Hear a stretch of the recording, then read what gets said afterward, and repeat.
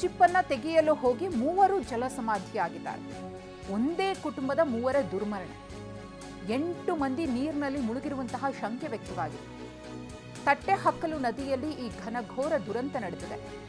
ಉತ್ತರ ಕನ್ನಡ ಜಿಲ್ಲೆಯ ಭಟ್ಕಳದಲ್ಲಿರುವಂತಹ ತಟ್ಟೆಹಕ್ಕಲು ನದಿ. ಮೃತರು ಭಟ್ಕಳದ ಶಿರಾಲಿ ಮೂಲದವರು ಅನ್ನೋದು ಗೊತ್ತಾಗಿದೆ.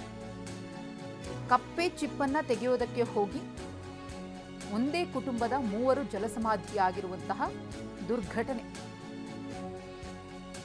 ಇನ್ನೊಂದು ಶಾಕಿಂಗ್ ಸಂಗತಿ ಏನಪ್ಪಾ ಅಂದ್ರೆ, ಇನ್ನೂ 8 ಮಂದಿ ನೀರಿನಲ್ಲಿ ಮುಳುಗಿರುವಂತಹ ಶಂಕೆ ಇದೆ. ಅವರಿಗೋಸ್ಕರ ಶೋಧ ನಡೀತಾ ಇದೆ. ಒಂದು ಕಡೆ ಕುಡಿದ ಅಮಲಿನಲ್ಲಿ ಕೆರೆಯಲ್ಲಿ ಈಜ್ತೀನಿ ಅಂತ ಹೇಳಿ ಚಾಲೆಂಜ್ ಮಾಡಿ ಒಬ್ಬ ಜಲಸಮಾಧಿಯಾದರೆ, ಕಪ್ಪೆ ಚಿಪ್ಪಿನ ಆಸೆಗೆ ಬಿದ್ದವರು ಜಲಸಮಾಧಿಯಾಗಿದ್ದಾರೆ. ಮೂವರು ಶವವಾಗಿ ಪತ್ತೆಯಾಗಿದ್ದಾರೆ. ಇನ್ನೂ 8 ಮಂದಿ ನದಿಯಲ್ಲಿ ಮುಳುಗಿರುವಂತಹ ಶಂಕೆ ಇದೆ. ಅವರಿಗೋಸ್ಕರ ಶೋಧ ಕಾರ್ಯ ಕೂಡ ನಡೀತಾ ಇದೆ. ಉತ್ತರ ಕನ್ನಡ ಜಿಲ್ಲೆಯ ಭಟ್ಕಳದ ತಟ್ಟೆಹಕ್ಕಲು ನದಿಯಲ್ಲಿ ಆಗಿರುವಂತಹ ದುರ್ಘಟನೆ. ಈಗ ಮೃತಪಟ್ಟಿರುವಂತಹ ಮೂವರು ಶಿರಾಲಿ ಮೂಲದವರು ಅನ್ನೋದು ಗೊತ್ತಾಗಿದೆ.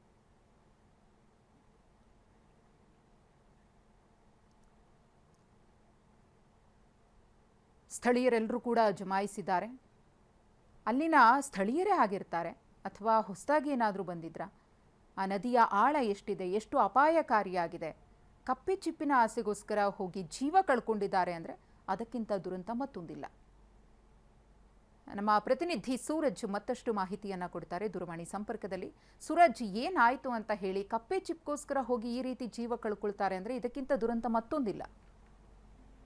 ಖಂಡಿತ ಮಧುಶ್ರೀ, ಏನೆಂದ್ರೆ ಈ ನದಿಗಳು ಸಮುದ್ರಕ್ಕೆ ಸೇರುವಂತಹ ಪ್ರದೇಶ ಮತ್ತು ನದಿಯ ತೀರದಲ್ಲಿ ಯಾವಾಗ ನೀರಿನ ಪ್ರಮಾಣ ಕಡಿಮೆ ಆಗುತ್ತೆ ಆ ಸಮಯದಲ್ಲಿ ಅವರು ನದಿ ತೀರದ ಜನ ಮತ್ತೆ ಈ ಸಮುದ್ರ ತೀರದ ಜನ ಕಪ್ಪೆ ಚಿಪ್ಪುಗಳನ್ನ ಆಯ್ದುಕೊಳ್ಳುವುದು ಒಂದು ರೀತಿಯಂತ ಮೀನುಗಾರಿಕೆ ರೀತಿಯಾದಂತಹ ಅದೊಂದು ರೀತಿಯಂತ ಪದ್ಧತಿಯಾಗಿ ಬೆಳೆದುಕೊಂಡಿದೆ.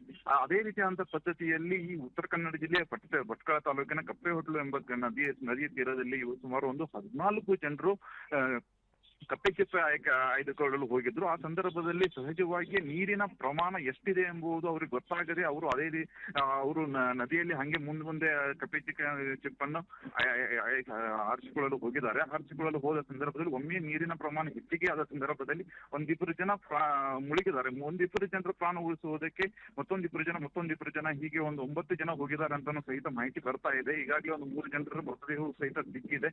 ಇನ್ನೊಂದು 8 ಜನ ನಾಪತ್ತೆ ಆಗಿದ್ದಾರೆ. ಉಳಿದವರಿಗಾಗಿ ಈಗಾಗಲೇ ಶೋಧ ಕಾರ್ಯಗಳು ಸಹಿತ ಮುಂದುವರೆದಿದೆ ಅಂತ ಹೇಳಲಾಗ್ತಾ ಇದೆ. ಓಕೆ, ಧನ್ಯವಾದ ಸೂರಜ್ ತಮ್ಮ ಮಾಹಿತಿಗಾಗಿ. ಸೊ ಒಟ್ಟು 14 ಮಂದಿ ಹೋಗಿದ್ರಂತೆ ಕಪ್ಪೆ ಚಿಪ್ಪನ್ನ ತರೋದಕ್ಕೆ. ಅದರಲ್ಲಿ 2 ಫಸ್ಟ್ ಮುಳುಗಿದ್ದಾರೆ. ಅವರನ್ನ ಕಾಪಾಡಬೇಕು ಅಂತ ಒಂದಿಬ್ರು ಬಿದ್ದಿದ್ದಾರೆ. ಆ ಪೈಕಿ ಮತ್ತೊಬ್ರು ಮುಳುಗಿದ್ದಾರೆ.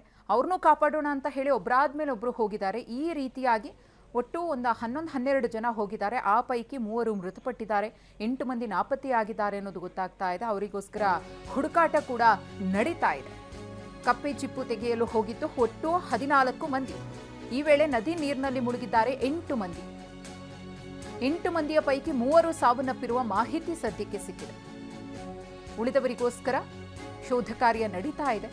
ಅವರು ಕೂಡ ಮೃತಪಟ್ಟಿದ್ದಾರಾ? ಈ ರೀತಿಯ ಒಂದು ಶಂಕೆ ಇದೆ. ರಕ್ಷಣಾ ಸಿಬ್ಬಂದಿಯಿಂದ ಶೋಧ ಕಾರ್ಯ ನಡೀತಾ ಇದೆ. ಸ್ಥಳೀಯರು ಮತ್ತು ಪೊಲೀಸರಿಂದ ತೀವ್ರ ಶೋಧ ನಡೀತಾ ಇದೆ. ಭಟ್ಕಳದ ತಟ್ಟೆಹಕ್ಕಲು ನದಿಯಲ್ಲಿ ಆಗಿರುವಂತಹ ಘಟನೆ ಇದೆ. ನೀರಿನ ಪ್ರಮಾಣ ಹೆಚ್ಚಾದ ವೇಳೆ ಈ ದುರಂತ ಸಂಭವಿಸಿದೆ. ನೀರಿನ ಸೆಳೆತ ಎಳೆದುಬಿಟ್ಟಿದೆ ಎಲ್ಲರನ್ನೂ ಕೂಡ. ಹಾಗಾಗಿನೇ ಈ ದುರ್ಘಟನೆ ನಡೆದಿದೆ.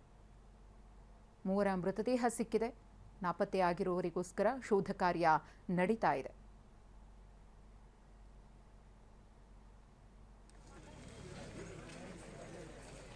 ಕಪ್ಪೆ ಚಿಪ್ಪನ್ನ ತೆಗೆಯಲು ಹೋಗಿದ್ದಂತಹ 3 ಜಲಸಮಾಧಿಯಾಗಿದ್ದಾರೆ. ಒಟ್ಟು 14 ಮಂದಿ ಹೋಗಿದ್ರು. 8 ಮಂದಿ ನೀರ್ಪಾಲಾಗಿದ್ದಾರೆ. ಅದರಲ್ಲಿ 3 ಸಾವನ್ನಪ್ಪಿದ್ದಾರೆ. ಇನ್ನುಳಿದವರಿಗೋಸ್ಕರ ಶೋಧ ಕಾರ್ಯ ಕೂಡ ನಡೀತಾ ಇದೆ.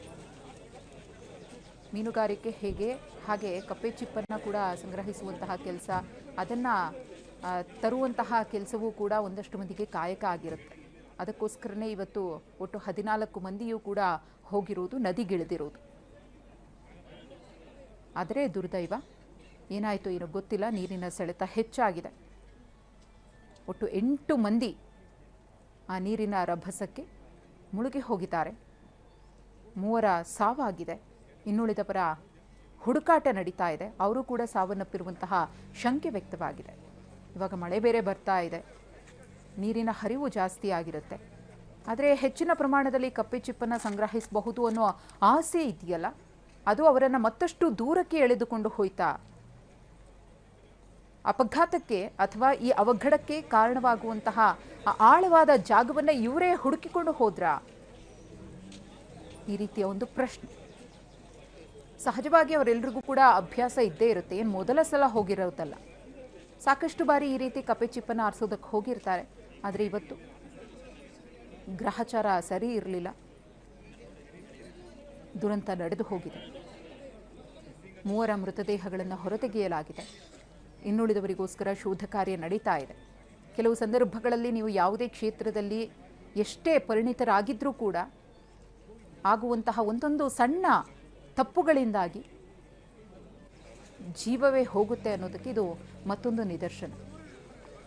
ಅದರಲ್ಲಿ ಎಷ್ಟು ಮಂದಿಗೆ ಈಜು ಬರ್ತಾ ಇತ್ತೋ, ಈಜು ಬರ್ತಾ ಇರಲಿಲ್ವೋ, ಅವ್ರ ಜೊತೆಗೆ ಹೋಗೋಣ ಅಂತ ಒಂದಷ್ಟು ಮಂದಿ ಬಂದಿದ್ರು, ಏನು ಕಥೆನೋ ಯಾವುದು ಕೂಡ ಇನ್ನೂ ಗೊತ್ತಿಲ್ಲ. ರಕ್ಷಣಾ ಕಾರ್ಯಾಚರಣೆ ನಡೀತಾ ಇರೋದ್ರಿಂದ ಸ್ವಲ್ಪ ಹೊತ್ತಾದ ಮೇಲೆ ಘಟನೆಯ ಬಗ್ಗೆ ಸಂಪೂರ್ಣ ವಿವರಣೆಯನ್ನು ಪೊಲೀಸರು ಕೊಡ್ತಾರೆ.